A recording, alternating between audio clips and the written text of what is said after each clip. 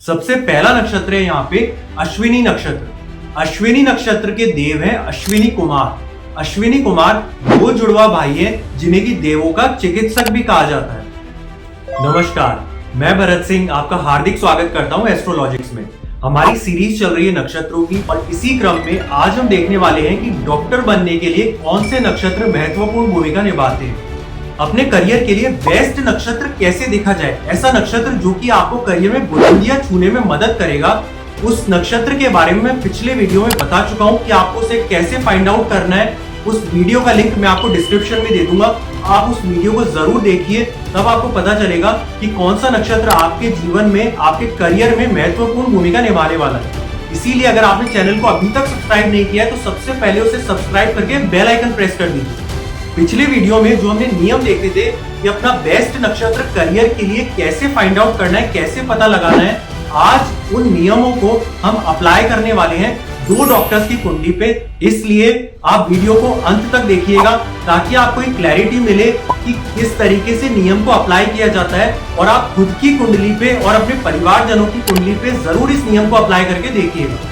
ध्यान रखने वाली बात यह है कि हम प्रमुख नक्षत्रों की चर्चा करेंगे और इनके अलावा भी जो नक्षत्र हम बताने वाले हैं, इनके अलावा कुछ और नक्षत्र भी भूमिका निभा सकते हैं। सबसे पहला नक्षत्र है यहाँ पे अश्विनी नक्षत्र। अश्विनी नक्षत्र के देव हैं अश्विनी कुमार। अश्विनी कुमार दो जुड़वा भाई हैं जिन्हें की देवों का चिकित्सक भी कहा जाता है। दूसरा नक्षत्र है भरणी नक्षत्र। भरणी नक्षत्र के देव हैं यमराज, यानी कि ये नक्षत्र जीवन और मृत्यु के चक्र से संबंधित है।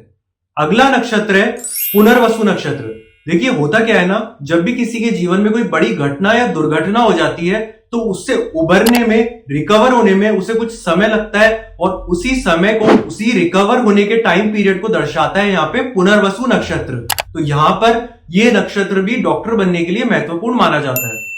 अगला नक्षत्र है यहाँ पे पुष्य नक्षत्र।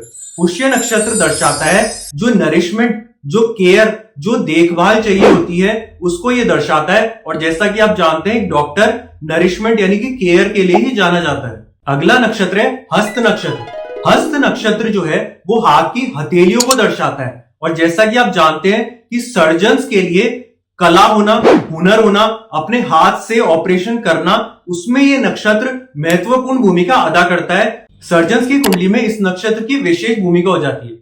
ध्यान देने वाली बात यह है कि आगे चल के जब मैं आपके सामने दूसरे प्रोफेशंस लाऊंगा, जैसे कि फाइनेंस से जुड़े हुए, जैसे कि सीए का प्रोफेशन हुआ, तो उसमें भी हस्त नक्षत्र की भूमिका हो जाती है। तो अब आप ऐसे कहेंगे कि एक ही नक्षत्र दो दो प्रोफेशन में क्यों बताया जा रहा है, तो मैं आपको बताना चाहूंगा कि एक ही नक्षत्र से कम 5 प्रोफेशंस देखे जा सकते हैं।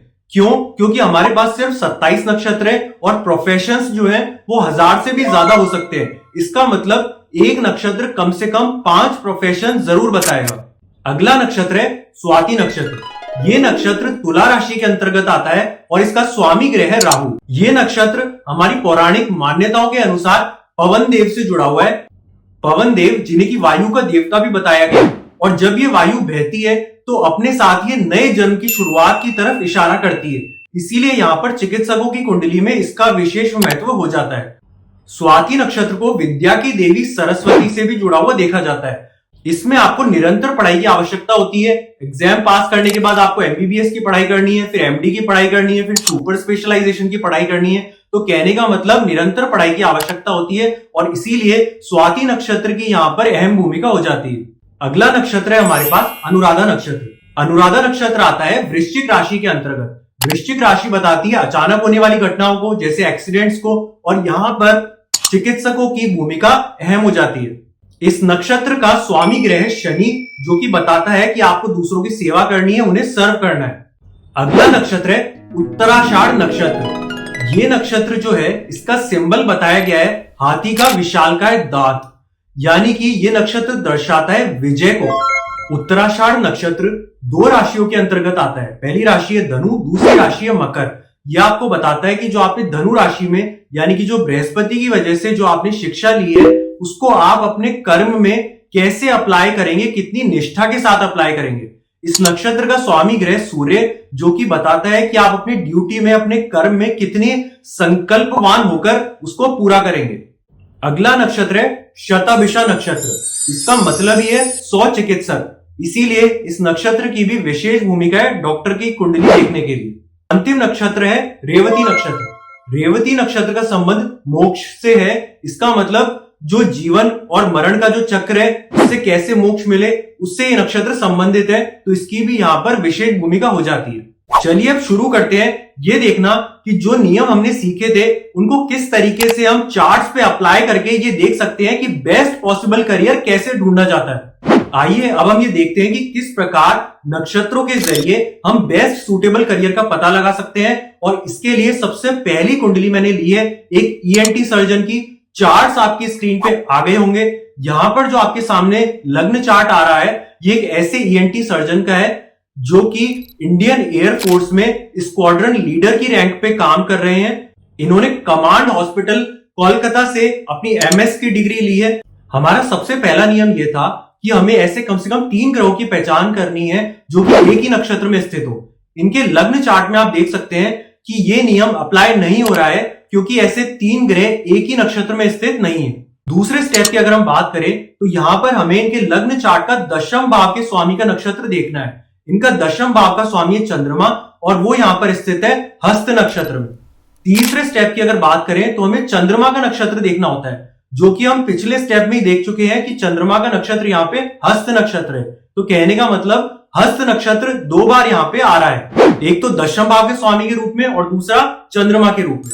आखिरी स्टेप की बात करें अगर हम तो हमें देखना पड़ेगा दशमांश चार्ट को।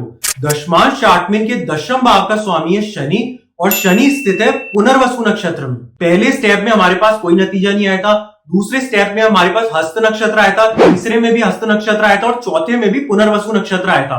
तो यहां पर आप तीनों नक्षत्रों को एक बार देख सकते हैं, हस्त हस्त पुनर्वसु। तो कहने का मतलब ये तीनों ही नक्षत्र कंफर्म कर रहे हैं ये कहीं ना कहीं चिकित्सा से जुड़ी हुई कुंडली है। और अगर वैसे तो हमारा डिस्कशन नहीं है फिर भी मैं आपको बताना चाहूं तो दशमांश कुंडली में जो शनि है वो तीसरे भाव में स्थित है। तो यहां पर मैं आपको नहीं बताऊंगा बल्कि आप कमेंट सेक्शन में मुझे बताइए कि यहां पर तीसरे भाव में होना कौन से करियर की तरफ इशारा कर रहा है। अगले चार्ट की अगर हम बात करें तो ये फीमेल का चार्ट है। ये गायनेकोलॉजिस्ट है, इन्होंने एमएस की डिग्री ले रखी है गायनेकोलॉजी में और फिलहाल ये चंडीगढ़ में काम कर रहे हैं। आपकी स्क्रीन पे इनका लग्न चार्ट आ गया होगा। हमारा सबसे पहला स्टेप ये है कि हमें ऐसे कम से कम 3 ग्रहों की पहचान करनी है जो कि एक ही नक्षत्र में स्थित हो। यहां पर यह स्टेप अप्लाई नहीं हो रहा इसलिए हम इस स्टेप को छोड़ देंगे। दूसरा स्टेप यह है कि हमें दशम भाव के स्वामी का नक्षत्र देखना है। दशम भाव का स्वामी है शनि, वो स्थित है शतभिषा नक्षत्र में। अगला हमें देखना है चंद्रमा का नक्षत्र। चंद्रमा यहां पर स्थित है उत्तराषाढ़ नक्षत्र में। अगला नक्षत्र हमें देखना है दशमांश कुंडली के दशम भाव के स्वामी का। दशमांश कुंडली में दशम भाव का स्वामी है शनि और वो स्थित है पुष्य नक्षत्र में। तो यहां पर आप देख सकते हैं कि पहला स्टेप तो हमने अप्लाई नहीं किया था, बाकी तीनों स्टेप से हमारे पास जो नक्षत्र निकल के आए थे वो कुछ इस प्रकार है, शतभिषा, उत्तराषाढ़ और पुष्य।